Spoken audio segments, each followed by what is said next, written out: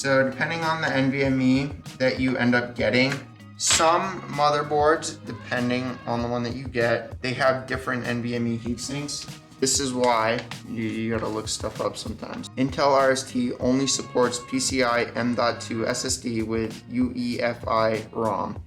M2-2 5 support Intel Optane memory.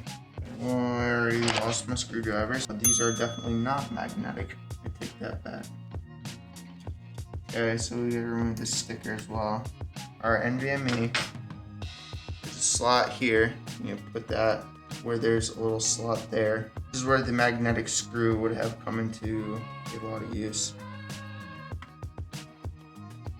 I am a little surprised that these aren't magnetic.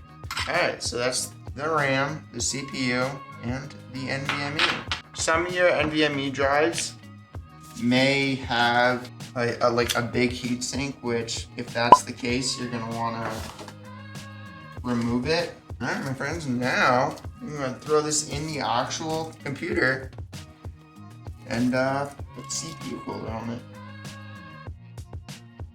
We're gonna have to do our temperatures because I might need to get my own thermal paste for this.